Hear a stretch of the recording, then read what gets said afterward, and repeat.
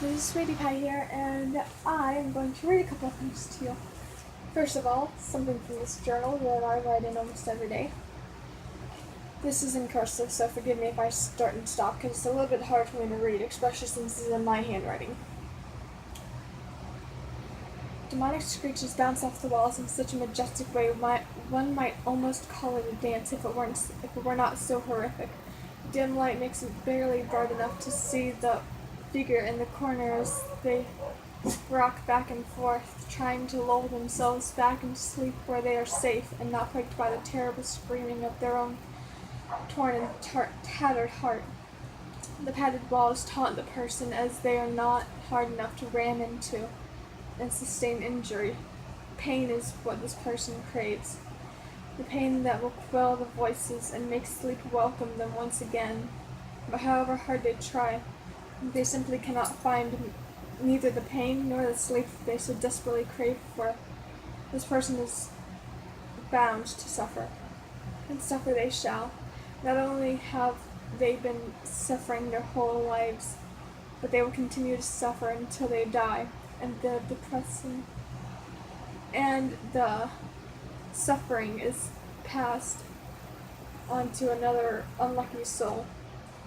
Just as sleep finds this person, light filters through the window, telling them that the men in the big coats will be there soon to test their newest torture out on the poor soul.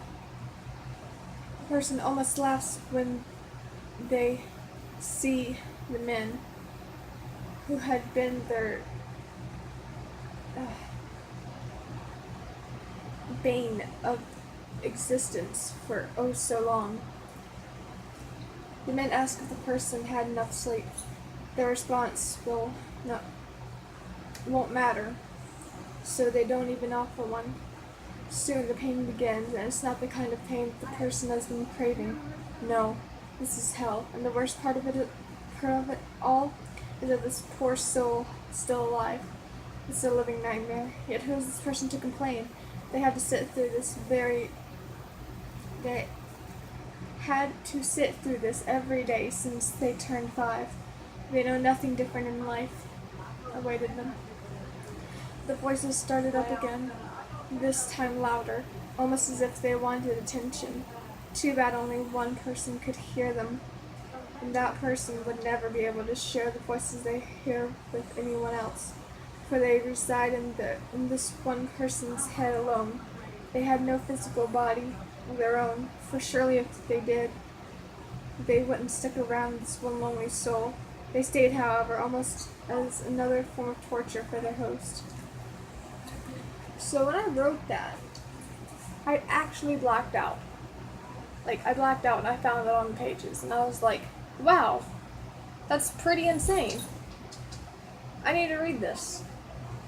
And I showed it to my mom, and she was like, hey, that's cool. I showed it to my friend, and they were like, I swear I've seen this before. And I decided to share it with y'all. Now the other thing that I'm going to read to you is the synopsis for a book that my friend Bobby E. has written. The story is called Brothers Forever. The synopsis is, when a young man manages to... Let me try that again. When a young man gives his heart to his older brother for a transplant, he finds the afterlife isn't what he expected. His soul is bound to his old heart, now his brother. But just as he's discovering the powers that come with these strange circumstances, something goes horribly wrong. So tell me in the comments if you would read that story. And tell me in the comments what you think my little short story is about. Tell me what you think of it. Anyway, guys, stay sweet.